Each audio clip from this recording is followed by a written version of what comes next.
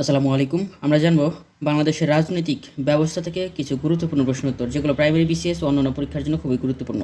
চ্যানেলটি সাবস্ক্রাইব করে সাথেই থাকুন। প্রতিনিধিত্বমূলক গণতান্ত্রিক শাসন ব্যবস্থায় বিকল্প সরকার বলা হয় কাকে? বিকল্প সরকার বলা হয় বিরোধী দলকে। বাংলাদেশের সবচেয়ে প্রাচীন রাজনৈতিক দল আওয়ামী লীগ, এটা থেকে প্রশ্ন আসবে না। বর্তমানে অর্থাৎ 20 জানুয়ারি 2024 পর্যন্ত বাংলাদেশের নিবন্ধিত রাজনৈতিক দল হচ্ছে 44টি। সর্বশেষ নিবন্ধিত রাজনৈতিক দলের নাম বাংলাদেশ সুপ্রিম পার্টি, বিএসপি। নির্বাচনী প্রতীক একতারা। বাংলাদেশের প্রথম নিবন্ধিত রাজনৈতিক দল হচ্ছে লিবারেল ডেমোক্রেটিক পার্টির প্রতীক ছাতা।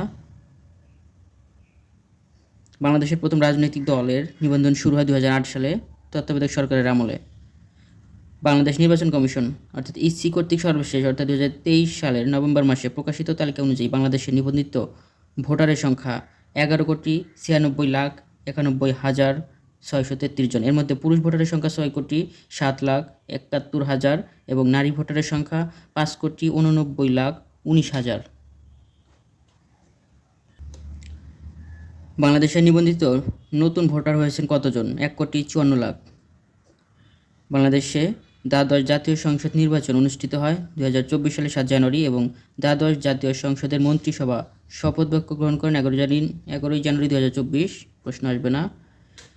বাংলাদেশে মন্ত্রিসভা নিয়মিত বৈঠক অনুষ্ঠিত হয় প্রতি সপ্তাহের সোমবারে, তবে বিশেষ কারণে অন্য যে কোনো দিনও হতে পারে। স্বাভাবিকভাবে প্রতি সোমবারে অনুষ্ঠিত হয় নিয়মিত মন্ত্রিসভার বৈঠক। ভিডিওটি ভালো লাগলে অবশ্যই একটি লাইক দিবেন, সাথে থাকুন।